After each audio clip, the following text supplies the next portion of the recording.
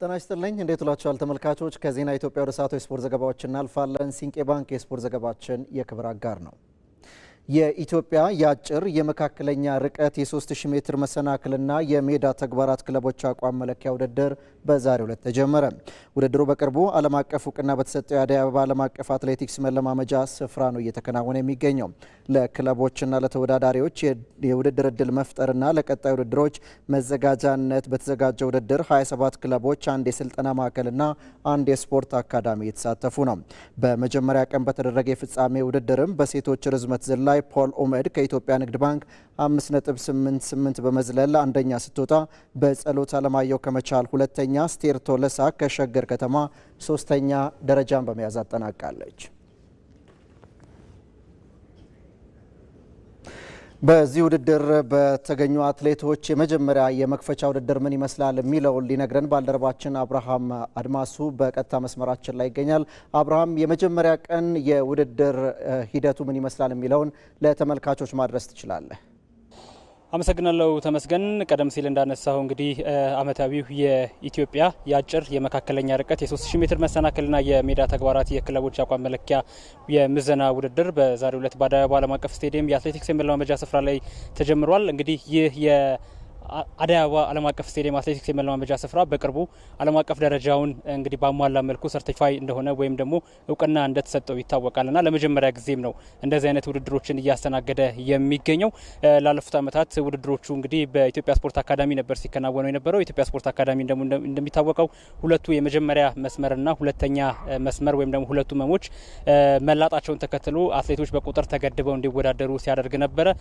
ከዛ አቋያ እንግዲህ ከአትሌቶች ጋርና ከአሰልጣኞች ጋር በነበረን ቆይታም ይሄ የአዲስ አበባ አትሌቲክስ የመለማመጃ ስፍራ እጅግ በጣም ከፍ ባለ ደረጃ እንግዲህ ችግሮችን እንደቀረፈላቸው በመጀመሪያ ቀን ውሏቸው መታዘብ መቻላቸውንም አንስተዋል። እንዲሁም ደግሞ አሰልጣኞች እንዳነሱልን ከሆነ በተወዳዳሪዎቻቸው ፐርፎርማንስ ወይም ደግሞ በተወዳዳሪዎቻቸው ሰዓትና ብቃት ላይም እንግዲህ ተጽዕኖ ከፍ ያለ እንደሆነ የተሻለ ብቃት እንዲያደርጉ የተሻለ ውጤት የተሻለ ሰዓት እንዲያስመዘግቡ እንዳስቻላቸው ጭምር ነው ያነሱልን። ከዛ ባለፈ እንግዲህ ይሄ ውድድር ሁለት ዋና ዓላማዎችን ይዞ ነው እየተከናወነ የሚገኘው ተመስገን። አንደኛው በአትሌቲክስ እንደሚታወቀው አንድ አትሌት በጣም ረጅም የሚባለው የትራንዚሽን ጊዜው ወይም ደግሞ የእረፍት ጊዜው ከአንድ ወር ያልበለጠ እንዲሆን ይመከራል። በኢትዮጵያ ደግሞ በእነዚህ የሜዳ ተግባራትና በአጭር ርቀት የሚገኙ አትሌቶቻችን የውድድር እድል የማግኘት እድላቸው በጣም ጠባብ እንደሆነ ይታወቃል።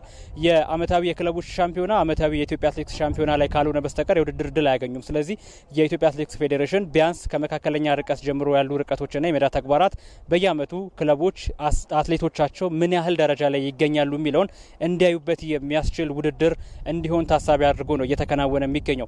ሁለተኛው ዓላማ ደግሞ በቅርቡ ቦትስዋና ላይ የዓለም የዱላ ቅብብል የሪሌ ውድድር የሚከናወን ነው የሚሆነው። ስለዚህ በዚህ በአጭር ርቀት ውስጥ የሚገኙ የዱላ ቅብብል ተወዳዳሪዎቻችን ራሳቸውን የሚያዘጋጁበትን እድል የሚፈጥሩበት ውድድር እንደሆነ ተነስቷል። ከዛ ባለፈ ደግሞ በግንቦት ወር ላይ እንደዚሁ የአጭርና የመካከለኛ ርቀት አትሌቶቻችን የበለጠ እድል ያገኙበታል ተብሎ የሚጠበቀው የአፍሪካ አትሌቲክስ ሻምፒዮና ውድድሮች ይከናወናሉ፣ የመላው አፍሪካ ጨዋታዎች ይከናወናሉ። ስለዚህ ለነዚህ ውድድሮችም ኢትዮጵያን ሊወክሉ የሚችሉ ስፖርተኞች በእነዚህ ርቀቶች ላይ ሊገኙ የሚችሉት ከእንደዚህ አይነት ውድድር ላይ ስለሆነ ይሄኛው ውድድር እንግዲህ በእነዚህ ዓላማዎች ላይ መሰረት አድርጎ እየተከናወነ እንደሚገኝ ነው ያገኘነው መረጃ የሚያመላክተው።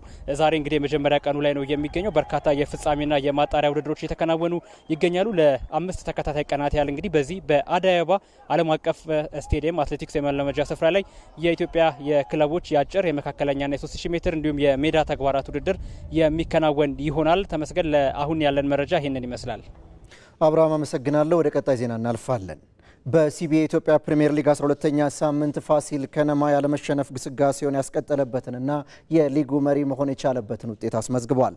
ትናንት በአዲስ አበባና አዳማ የተካሄዱ 3 የሊጉ መርሃ ግብሮች በአቻ ውጤት ነው የተጠናቀቁት። እድሪስ አህመድ በውድድር ዓመቱ ማሸነፍና አቻ እንጂ ሽንፈትን ያላስመዘገበው ፋሲል ከነማ ባለፉት ሳምንታት ጉዞዎች ያገኛቸውን ድሎች ከአቻ ውጤቶቹ ጋር ያስተካከለበትን ውጤት ትላንት በአዲስ አበባ ስታዲየም አስመዝግቧል። ምናልባትም ይህ ውጤት በቀጣዮቹ ሳምንታት በደረጃ ሰንጠረዡ ሊኖር የሚችለውን ፉክክር ወደ ሌላ ምዕራፍ ሊያሻግር የሚችል እንደሚሆን ይጠበቃል። ተመጣጣኝ ጫናዎች የታዩበት የመጀመሪያ አጋማሽ ኋላም ፋሲል ከነማ በግብ ብልጫ የወሰደበት ሁለተኛ አጋማሽ የአዲስ አበባ ስታዲየሙ ጨዋታ መልኮች ነበሩ። 62ኛው ደቂቃ ላይ ከቆመ ኳስ ዋሳዋ ጆፍሪ ሲያሻግራት የኢትዮ ኤሌክትሪኩን ተከላካይ በረከት ዮሐንስ ጨርፋ ለአንዋር ሙራር ተመቻችታለታለች። አንዋርም ለፋሲል ከነማ በውድድር ዓመቱ የተቆጠረች 10ኛዋ ጎል አድርጓታል። ኢትዮ ኤሌክትሪክ ከግቧ መቆጠር በኋላ ውጤቱን ለመቀልበስ ያደረጋቸው እንቅስቃሴዎች የፋሲል ከነማን መከላከል ጥሰው ወደ ውጤት መቀየር አልቻሉም። እናም የዮሐንስ ሳህሌው ብዙ ባያገባም ብዙ የማይቆጠርበት ፋሲል ከነማ ባለመሸነፍ ግስጋሴው ቀጥሎ ሲዳማ ቡና እስከሚጫወት ድረስ በጊዜያዊነትም ቢሆን የደረጃ ሰንጠረዡን በ24 ነጥብ መምራት ጀምሯል። የውድድር ዓመቱን ሁለተኛ ሽንፈት ያስተናገደው ኢትዮ ኤሌክትሪክ 4ኛ ደረጃ ላይ ይገኛል። ሌላኛው የአዲስ አበባ ስታዲየም ጨዋታ ወልዋሎ አዲግራት ዩኒቨርሲቲን ከባህር ዳር ከተማ ያገናኘው ነው።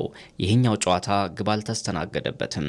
በብዙዎቹ ቡድኖች ዘንድ ከማሸነፍና መሸነፍ ይልቅ ያቻ ውጤቶች በበረከቱበት የውድድር ዓመት በወራጅ ቀጠና ውስጥ ለሚገኘው ወልዋሎ አዲግራት ዩኒቨርሲቲ 1 ነጥብ ደረጃውን ባያሻሽልበትም ከወራጅ ቀጠናው ለመውጣት በሚያደርገው ቀጣይ መንገዱ አንድ ስንቅ ይሆንለታል ተብሎ ታምኗል። ባህር ዳር ከተማ በአንጻሩ ቢያሸንፍ ኖሮ ደረጃውን ከ3 ደረጃ በላይ ሊያሻሽል የሚችልበት እድል ነበር።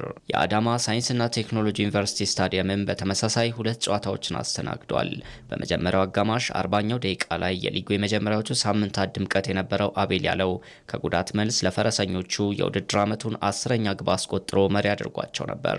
የኋላ ኋላ መቀለዎች 80ኛው ደቂቃ ላይ ነጥብ የተጋሩበትን ግብ በተመስገን ተስፋዬ አማካኝነት ከመረብ አሳርፈዋል።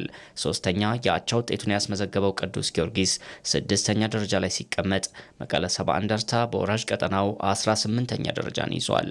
ወላይታ ዲቻ ከአርባ ምንጭ ከተማ ያደረጉት በዕለቱ ባለመሸናነፍ በአቻ ውጤት የተጠናቀቀ ሌላኛው ጨዋታ ሆኗል። ግብም አልተቆጠረበትም። አርባ ምንጭ ከተማ 20ኛ፣ ወላይታ ዲቻ 16ኛ የሚገኙበት ደረጃ ነው። ትላንት ከተካሄዱት 4 ጨዋታዎች 3ቱ በአቻ ውጤት ሲጠናቀቁ 3 ግቦች ብቻ ናቸው የተቆጠሩት። ዛሬ በአዲስ አበባ ስታዲየም 7 ሰዓት ላይ ድሬዳዋ ከተማ ከነገሌ አርሲ፣ 10 ሰዓት ላይ ምድረገነት ሽረ ከአዳማ ከተማ ይጫወታሉ። 9 ሰዓት ላይ ሐዋሳ ከተማ ከሀዲያ ሆሳዕና እንዲሁም መሪው ሲዳማ ቡና ከሸገር ከተማ 12 ሰዓት ላይ የሚያደርጓቸው የዛሬ የ12ኛ ሳምንት የአዳማ ሳይንስና ቴክኖሎጂ ዩኒቨርሲቲ የሊጉ መርሃ ግብሮች ናቸው።